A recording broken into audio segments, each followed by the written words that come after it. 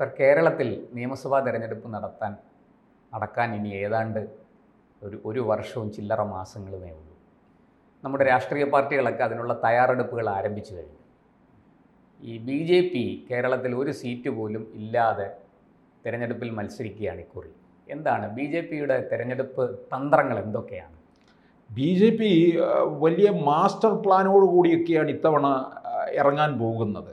ഇനിയും തെരഞ്ഞെടുപ്പിനൊരു 15 മാസം ബാക്കി നിൽക്കുന്നുണ്ട്. പിന്നെ കോൺഗ്രസ്സുകാരൊക്കെ ഒരുങ്ങി തുടങ്ങി. മുഖ്യമന്ത്രി സ്ഥാനത്തേക്ക് അവർ കുപ്പായമൊക്കെ തുന്നിക്കഴിഞ്ഞു. രാവിലെ പാട്ട് മത്സരം പോലെ ആകും. അതെ അതെ അതെ. അപ്പം BJP മാസ്റ്റർ പ്ലാനോട് കൂടിയാണ് വരുന്നത്. പക്ഷെ എനിക്ക് അങ്ങനെ BJP മാസ്റ്റർ പ്ലാനോടുകൂടി വരുന്നുണ്ടെങ്കിലും എനിക്ക് ചില കാര്യത്തിനകത്ത് എനിക്ക് വലിയ വിശ്വാസമില്ല അവരെ. ഈ കഴിഞ്ഞ പാർലമെൻറ്റ് തിരഞ്ഞെടുപ്പിൽ പോലും വോട്ട് വർധനവൊക്കെ ഉണ്ടാക്കി.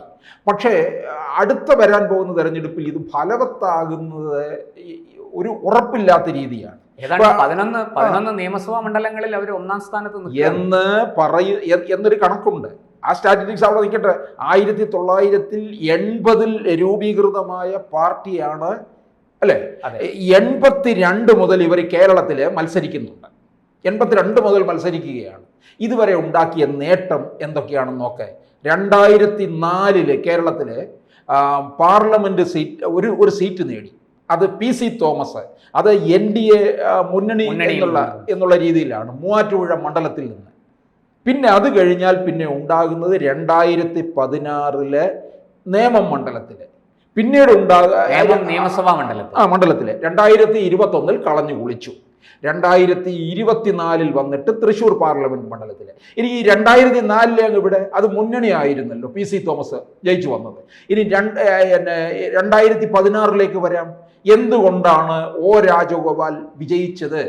O രാജഗോപാൽ അതിനു മുമ്പ് നടന്ന പാർലമെന്റ് തെരഞ്ഞെടുപ്പിൽ തിരുവനന്തപുരത്തെ പ്രതിനിധീകരിച്ചപ്പോൾ അദ്ദേഹം വിജയത്തോടടുത്തു വന്നു. ഒരു സമയത്ത് 15,000 വോട്ടിൻ്റെ ഭൂരിപക്ഷത്തിൽ മാത്രമാണ് തരൂർ ജയിച്ചത്. നല്ല ലീഡിലേക്ക് എത്തിക്കഴിഞ്ഞപ്പോൾ തിരുവനന്തപുരത്ത് BJP ആസ്ഥാന മന്ദിരത്തിൽ നിന്ന് പിന്നെ വിജയാഹ്ലാദ പ്രകടനം തുടങ്ങിയതാണ്. തീരദേശത്തെ വോട്ടെണ്ണിക്കഴിഞ്ഞപ്പോൾ കൊടിയും മടക്കി തിരിച്ചു പോകേണ്ടി വന്നു. ഇപ്പൊ നോക്കിക്കോണേ, ഈ രാജീവ് ചന്ദ്രശേഖർ തന്നെ ജയിച്ചത് 25,000 വോട്ടിൻ്റെ പിന്നെ വ്യത്യാസമേ ഉണ്ടായിട്ടുള്ളൂ. നല്ല അതിശക്തമായ മത്സരമാണ് കാഴ്ചവെച്ചത്. പലയിടങ്ങളിൽ വോട്ട് വിഹിതം വർദ്ധിപ്പിച്ചു ഒക്കെ ഉണ്ടായി. പക്ഷേ ഈ 2016 രാജഗോപാലിൻ്റെ വിജയം എന്ന് പറയുന്നത് രാജഗോപാലിൻ്റെ വിജയമാണ്.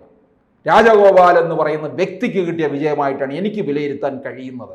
കാരണം രാജഗോപാൽ തിരുവനന്തപുരത്ത് ഒരു ഗ്ലാമർ ഉണ്ടായിരുന്നു. പലതവണ തെരഞ്ഞെടുപ്പിൽ നിന്നും മത്സരിച്ച് തോറ്റുപോയി. അദ്ദേഹം കേന്ദ്ര റെയിൽവേ സഹമന്ത്രിയായിരുന്നു.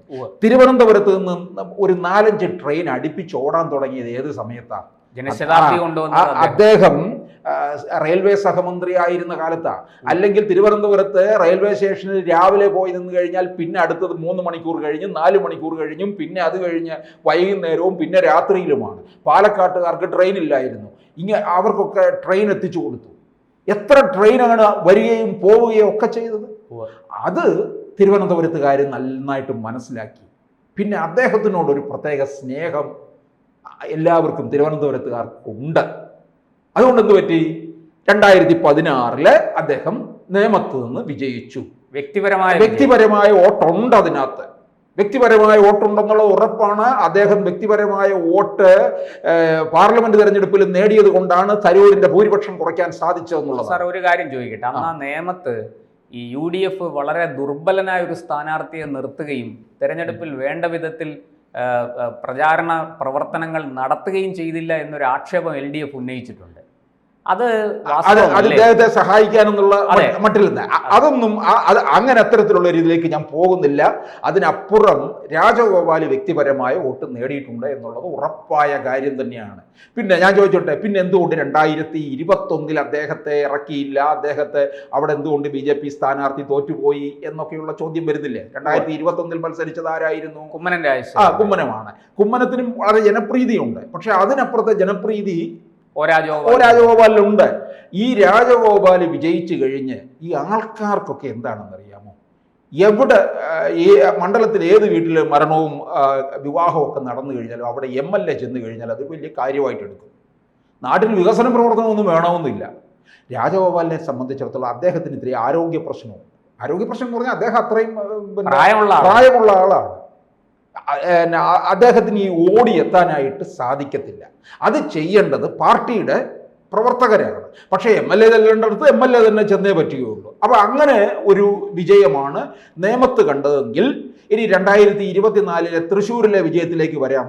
തൃശ്ശൂരിൽ വിജയമുണ്ടായത് സുരേഷ് ഗോപി എന്ന് പറയുന്ന ആ വ്യക്തിയുടെ ഗ്ലാമറുണ്ട്, സിനിമാക്കാരൻ്റെ ഒരു പരിവേഷമുണ്ട്.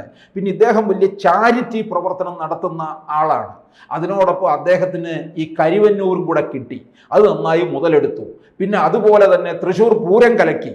ഇതൊക്കെ സുരേഷ് ഗോപിക്ക് അനുകൂലമായിട്ട് മാറി. ഇനി എത്ര സുരേഷ് ഗോപിമാരുണ്ടാകും എന്നുള്ളതും ഒരു പ്രധാനപ്പെട്ട ചോദ്യമാണ്. അതുകൊണ്ട് BJP ചില കാര്യങ്ങളിൽ മാറ്റം വരുത്തണം. എങ്കിൽ മാത്രമേ അവരുടെ ഈ 2026 ഇടുന്ന മാസ്റ്റർ പ്ലാൻ വിജയിക്കത്തുള്ളൂ. അവരിപ്പോൾ 14 ജില്ലകളൊക്കെ അങ്ങ് മാറ്റി, 27 30 ജില്ലകളാക്കി അങ്ങ് മാറ്റി. അതൊക്കെ നല്ലതാണ്. അതിൻ്റെ ഒരു സംഘടനാ സംവിധാനമൊക്കെ അങ്ങനെ കൊണ്ടുവരുന്നത് നല്ലതാണ്. അപ്പോൾ സുരേഷ് ഗോപി തന്നെ പറഞ്ഞിട്ടുണ്ട്, ഈ പാർട്ടി ഓഫീസുകളെ സേവന കേന്ദ്രങ്ങളാക്കി മാറ്റണം എന്നുള്ളത്. ശരിയാണ് അദ്ദേഹം പറഞ്ഞത്. അദ്ദേഹം പറഞ്ഞതിൻ്റെ പൊരുൾ എന്താണ്? പ്രധാനമന്ത്രിയുടെ പല പദ്ധതികളും സാധാരണക്കാരന് അറിയത്തില്ല. അപ്പോൾ ആ പാർട്ടി ഓഫീസ് വഴി സാധാരണക്കാരിലേക്ക് കൊടുക്കണം. പ്രധാനമന്ത്രിയുടെ പാക്കേജ് അനുസരിച്ച് ഒരുവൻ ബാങ്കിൽ ചെന്ന് ഇന്ന ലോണ് ചോദിച്ചാൽ ഉണ്ടല്ലോ, ബാങ്കുകാർ തിരിച്ചയക്കും, ഡിസ്ക്രൈബ് ചെയ്യും. എനിക്കറിയാം പലരെയും അങ്ങനെ പോയിട്ട് ഡിസ്ക്രൈബ് ചെയ്തിട്ടുണ്ട്. അപ്പോൾ ഇതൊക്കെ ഇവിടെയൊക്കെ പാർട്ടി ഓഫീസുകൾ, അതാണ് സുരേഷ് ഗോപി പറഞ്ഞത്, പാർട്ടി സേവന കേന്ദ്രങ്ങളായി മാറണം. അങ്ങനെ ഉപയോഗിച്ചുകൊണ്ട് എന്ത് ചെയ്യണം? ഇത് ജനങ്ങളുടെയൊക്കെ കൂടുതൽ മനസ്സിലാക്കി കൊടുക്കുക. അങ്ങനെ ബാങ്കുകാർ തടസ്സപ്പെടുത്തുന്നുണ്ടെങ്കിൽ അവിടെ എത്തുക, അതിലിടപെടുക, പരിഹരിച്ചു കൊടുക്കുക. ഇതൊക്കെ ചെയ്യണം. അങ്ങനെയൊക്കെ വന്നു കഴിഞ്ഞാൽ പാർട്ടിക്ക് താഴെ തട്ട് മുതൽ വലിയ നേട്ടമുണ്ടാകും. അതുപോലെ തന്നെ ക്രൈസ്തവരെ കൂടുതൽ ചേർത്ത് നിർത്താൻ തുടങ്ങുന്നു. ക്രൈസ്തവരെ മേലെ തട്ടിലേക്ക് തന്നെ കൊണ്ടുവരണം. എന്തിന്? BJPയുടെ സംസ്ഥാന അധ്യക്ഷനായിട്ട് K. സുരേന്ദ്രൻ ഇപ്പൊ തുടരുമോ, ഇനി അടുത്തതാരായിരിക്കും എന്നൊക്കെ ഓരോരുത്തരും വലിയ ഉച്ചത്തിൽ കിടന്ന് ചർച്ച ചെയ്യുന്നുണ്ട്. ഒരു ക്രൈസ്തവരിൽ ഒരാളെ കൊണ്ടുവരിക ആ സ്ഥാനത്തേക്ക്. അപ്പോൾ ഈ പാർട്ടിയുടെ യഥാർത്ഥ മുഖം ജനങ്ങൾക്ക് മനസ്സിലാകും. അപ്പൊ ക്രൈസ്തവര്, ഞാൻ ചോദിച്ചോട്ടെ, 30% മുസ്ലിം, 55% ഹിന്ദുക്കൾ കൂടുതലും CPM-ലാണ് എന്ന് അവർ പറയുന്നുണ്ട്. പ്രത്യേകിച്ച് ഈഴവ വോട്ടുകൾ മുഴുവൻ ചോർന്നു പോയി BJP-യിലേക്ക് എന്ന് പറയുന്നുണ്ട്. ഇപ്പൊ ശോഭാ സുരേന്ദ്രൻ എവിടെ നിന്ന് കഴിഞ്ഞാൽ വോട്ട് വർധന ഉണ്ടാകുന്നുണ്ട്. പക്ഷെ വിജയത്തിലേക്ക് അടുക്കണ്ടേ? ഞാൻ ചോദിക്കുന്നത് ഇതേ ഉള്ളു പ്രശാന്ത്. 2016 വിജയിച്ചു, 2024 ഒരു പാർലമെന്റ് സീറ്റ്, 16 വിജയം 21 കളഞ്ഞു കുളിച്ചു. അപ്പോൾ എത്ര മാസ്റ്റർ പ്ലാൻ ഉണ്ടാക്കി കഴിഞ്ഞാലും എന്തുകൊണ്ട് കഴിയുന്നില്ല? പണ്ട് BJP-യെ സംബന്ധിച്ചിടത്തോളം ഈ ക്രൈസ്തവർക്ക് ഒരു തൊട്ടുകൂടായ്മയൊക്കെ ഉണ്ടായിരുന്നു. ഇപ്പൊ ക്രൈസ്തവർക്ക് തൊട്ടുകൂടായ്മ അങ്ങനെ ഇല്ല, അതങ്ങ് കുറച്ച് അകന്നിട്ടുണ്ട്. അപ്പോൾ ക്രൈസ്തവരെ മുകളിൽ തട്ടിലേക്ക് കൊണ്ടുവന്നു കഴിഞ്ഞാൽ ഈ ന്യൂനപക്ഷത്തെ കൂടുതൽ ചേർത്ത് നിർത്താനായിട്ട് സാധിക്കും. BJP-ക്കകത്ത് ഇനിയും പല മാറ്റങ്ങൾ ഉണ്ടായെങ്കിൽ മാത്രമേ അവർ ഈ മുമ്പോട്ട് കൊണ്ടുവരുന്ന മാസ്റ്റർ പ്ലാൻ വിജയിക്കുകയുള്ളൂ.